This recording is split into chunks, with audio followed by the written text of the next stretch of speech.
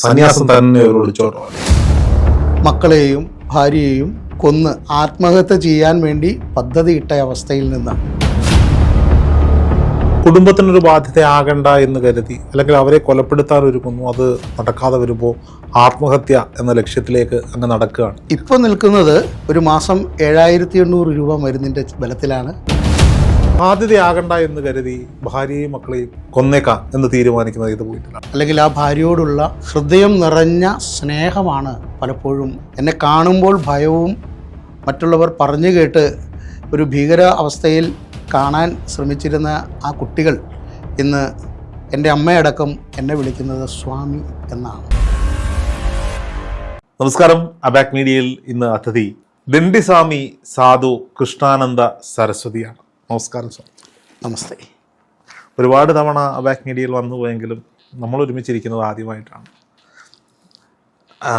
സന്യാസം, പൂർവാശ്രമത്തിലെ ഒരു ജീവിതത്തെ പാടെ ഉപേക്ഷിച്ച് ആത്മീയ പാതയിലൂടെ സന്യാസം. എൻ്റെ എളിയ ജ്ഞാനമാണ്. അങ്ങയുടെ പൂർവാശ്രമ കഥകളൊക്കെ അബാക് മീഡിയയിൽ പണ്ടൊരിക്കൽ പറഞ്ഞതാണ്. ഒരുപാട് നാളുകളായി എനിക്ക് തോന്നുന്നു ശില്പയുമായിട്ടുള്ള ഇൻ്റർവ്യൂകൾ അതെല്ലാം പറഞ്ഞതാണ്. എങ്കിലും ഞാൻ ചോദിക്കുകയാണ്, അങ്ങിപ്പോൾ ഈ സന്യാസത്തിൻ്റെ ഈ മേഖലയിൽ നിൽക്കുമ്പോൾ, അല്ലെങ്കിൽ അത് ജീവിതചര്യയായി മാറുമ്പോൾ, അങ്ങനെ ഒരു ജീവിതത്തിലൂടെ പോകുമ്പോൾ പൂർവാശ്രമത്തിലെ ബന്ധങ്ങൾ ഇവയൊക്കെ ഇപ്പോഴും ഓർക്കാറുണ്ടോ, കാണാറുണ്ടോ?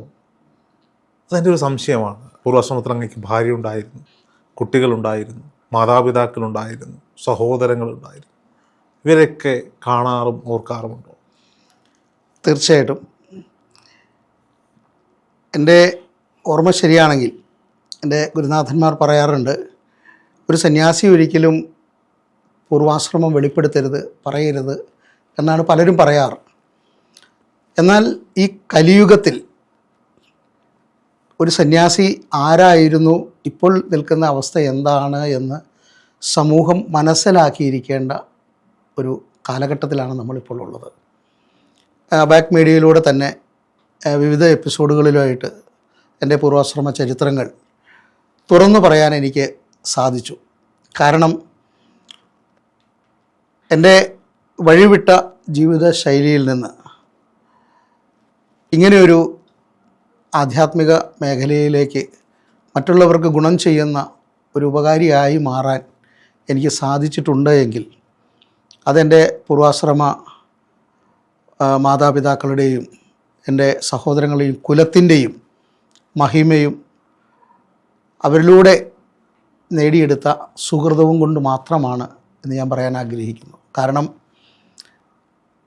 ഇപ്പോൾ 2000 തുടങ്ങി ഇപ്പുറത്തേക്കുള്ള ഈ 2025 വരെയുള്ള ഈ കാലയളവിൽ എൻ്റെ ജീവിതത്തിൽ എനിക്ക് വന്നിരിക്കുന്ന മാറ്റങ്ങളെക്കുറിച്ച് എൻ്റെ പൂർവാശ്രമ ബന്ധുക്കൾ വളരെ സാഗൂതം അവരോട് ഒരിക്കൽ ഇവിടെ അബാക് മീഡിയയിൽ തന്നെ അവരോടൊപ്പം വന്നിരുന്ന് ഒരു ഇൻ്റർവ്യൂവിന് ഞാൻ തയ്യാറാകും.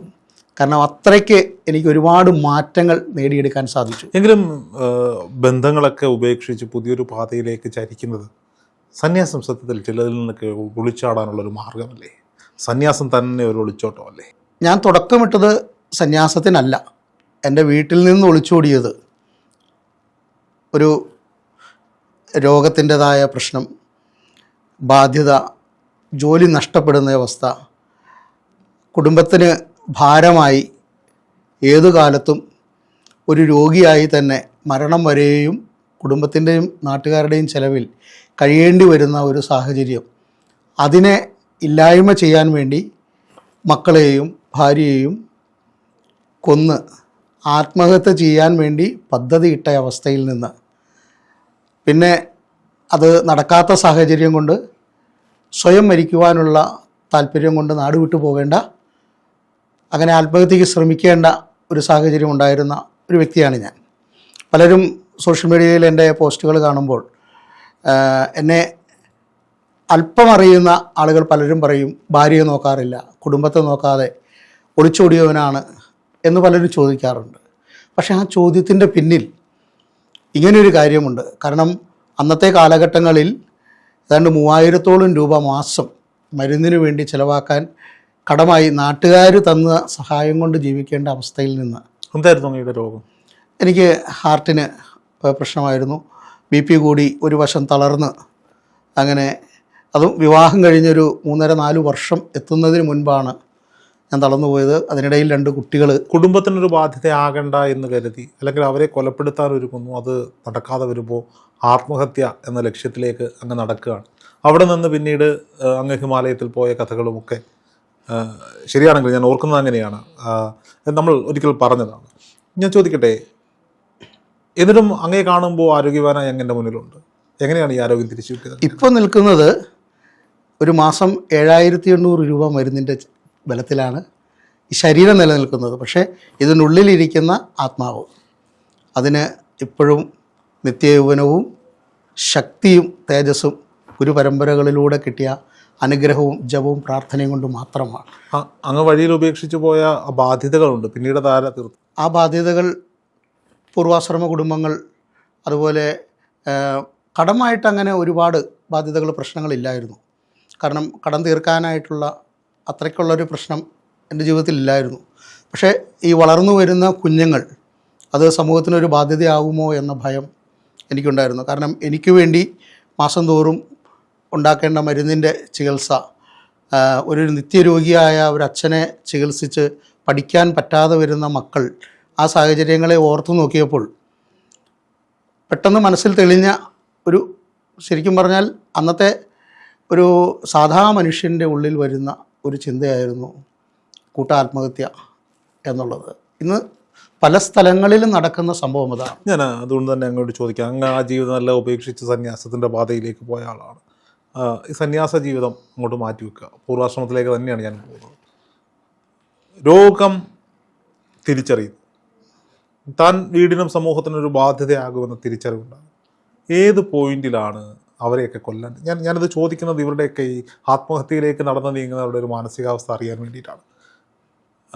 ബാധ്യതയാകണ്ട എന്ന് കരുതി ഭാര്യയെയും മക്കളെയും കൊന്നേക്കാം എന്ന് തീരുമാനിക്കുന്നത് ഏത് പോയിന്റിലാണ്? കുടുംബത്തോടുള്ള, മക്കളോടുള്ള തൻ്റെ ജീവിതത്തിൻ്റെ പാതിയായി തന്നോടൊപ്പം തന്നെ വിശ്വസിച്ച് തന്നേൽപ്പിച്ച ആ മാതാപിതാക്കൾ, അതായത് ഭാര്യയുടെ മാതാപിതാക്കൾ, അവരോടുള്ള, അല്ലെങ്കിൽ ആ ഭാര്യയോടുള്ള ഹൃദയം നിറഞ്ഞ സ്നേഹമാണ് പലപ്പോഴും ഇങ്ങനെയുള്ള സാഹചര്യങ്ങളിലേക്ക് ഞാനടക്കമുള്ള സ്നേഹമാകുന്നത്.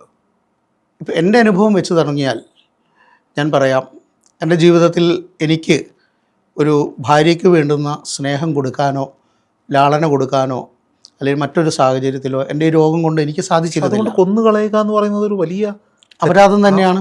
അവർക്ക് ഇപ്പോൾ അങ്ങില്ലാത്ത സാഹചര്യത്തിലും അവർ മക്കളെ വളർത്തുന്നില്ലേ, അവർ ജീവിക്കുന്നില്ലേ? തീർച്ചയായിട്ടും അവർ ജീവിക്കുന്നുണ്ട്. അപ്പോൾ ഈ അങ്ങനെയല്ല ഞാൻ പറയുന്നത്, മറ്റുള്ളവരിത് ചെയ്യുമ്പോൾ ഞാനില്ലെങ്കിൽ ഇവരില്ല എന്ന് ഒരു ചിന്ത. ഇപ്പോൾ ഞാൻ തന്നെ ചിന്തിക്കുകയാണ്, ഞാനില്ലെങ്കിൽ നാളെ അബാക് മീഡിയ ഉണ്ടാകില്ല, അല്ലെങ്കിൽ ഞാനില്ലെങ്കിൽ എൻ്റെ കുടുംബത്തിന് വേറെ വഴി ഉണ്ടാകില്ല എന്ന് ഞാൻ വിചാരിക്കുന്നത് ശുദ്ധ മണ്ടത്തരമാണെന്ന് പല ജീവിതങ്ങളിൽ നിന്ന് നമ്മൾ മനസ്സിലാക്കിയിട്ടുണ്ട്. അതെ, പക്ഷേ അന്നത്തെ എൻ്റെ സാഹചര്യത്തിൽ എനിക്ക് ധർമ്മമാർഗം, അതായത് ഇത് അല്ല എന്ന് ചിന്തിക്കാൻ പറഞ്ഞു തരാനും അതിനു വേണ്ടുന്ന കൈത്താങ്ങ് നൽകി, നിങ്ങൾ നല്ല വഴിയിലൂടെ ഈശ്വരനോട് പ്രാർത്ഥിക്കുകയും, ഇതൊക്കെ മനുഷ്യൻ്റെ ജീവിതത്തിൽ വരുന്ന പ്രശ്നങ്ങളാണ്, ഇവയെ നേരിട്ടുകൊണ്ട് നിങ്ങൾ സമാധാനപൂർവ്വം നിങ്ങൾ നിൽക്കൂ, നിങ്ങൾക്ക് വേണ്ടുന്ന വഴികൾ, വയ്യാതെ വീട്ടിലിരിക്കുകയാണെങ്കിലും അതിന് വേണ്ടുന്ന മറ്റുള്ള രീതിയിൽ നിങ്ങൾക്ക് ധനം സമ്പാദിക്കാനുള്ള വഴികളൊക്കെ ഈശ്വരൻ തുറന്നു തരും, അതിന് ഇന്നത്തെ സാഹചര്യങ്ങളുണ്ട് എന്ന് പറഞ്ഞു തന്ന് നമ്മളെ നയിക്കാൻ ആ സമയങ്ങളിൽ ആരും ഉണ്ടായിരുന്നില്ല. അതും മാത്രമല്ല, എത്രയേറെ പ്രശ്നങ്ങൾ ഉണ്ടായിട്ടും കടബാധ്യത, തന്ന സ്വർണമെല്ലാം വിറ്റ് കുടുംബത്തിൻ്റെ ആധാരം വരെ പണയം വെച്ച് അങ്ങനെ ലാവിഷായിട്ട് നടന്നിരുന്ന ഒരു വ്യക്തി ഇതെല്ലാം കളഞ്ഞിട്ട് കടത്തിൻ്റെ ബാധ്യതയിലേക്ക് വന്നു കഴിഞ്ഞപ്പോൾ ആ ഭാര്യയെ തന്നിൽ നിന്ന് അകറ്റാൻ വേണ്ടി, ഇതുവരെ ഞാൻ പറയാത്ത വിഷയങ്ങളാണ്, അവരെന്നിൽ നിന്ന് അകറ്റാൻ വേണ്ടി ശരിക്കും ഒരു മാനസിക രോഗി എന്ന പോലെ അവരെ ശാരീരികമായിട്ടും മാനസികമായിട്ടും ഒരുപാട് ടോർച്ചറിങ് പല തരത്തിൽ ചെയ്തിരുന്നു. കാരണം എന്നിൽ നിന്ന് അകന്നു പൊക്കോട്ടെ, എന്നോടുള്ള സ്നേഹം കുറയട്ടെ എന്ന് വിചാരിച്ച് നമ്മൾ ചെയ്തിരുന്നു. തെറ്റായ ചിന്താഗതിയാണെന്ന് ഇപ്പോൾ തിരിച്ചറിഞ്ഞില്ലേ? തീർച്ചയായിട്ടും തീർച്ചയായിട്ടും. മാത്രമല്ല എൻ്റെ അനുഭവങ്ങൾ വെച്ചുകൊണ്ട് എൻ്റെ ഓർമ്മ ശരിയാണെങ്കിൽ ഒരു 60ഓളം കുടുംബങ്ങളെ, എൻ്റെ അതേ അനുഭവങ്ങളിലേക്ക് വരാനിരുന്ന ഒരു 60ഓളം കുടുംബങ്ങളെ രക്ഷിക്കാൻ എനിക്കിപ്പോൾ എൻ്റെ അനുഭവങ്ങളിൽ നിന്ന് എനിക്ക് സാധിച്ചിട്ടുണ്ട്. പക്ഷേ അപ്പോഴും അങ്ങയുടെ കുടുംബത്തെ സംരക്ഷിച്ചിട്ടില്ല അന്നത്തെ കാലഘട്ടം. പക്ഷേ ഇന്ന് ആ 2 കുട്ടികൾ, 2 പേരും വിവാഹം കഴിഞ്ഞു. അമ്മ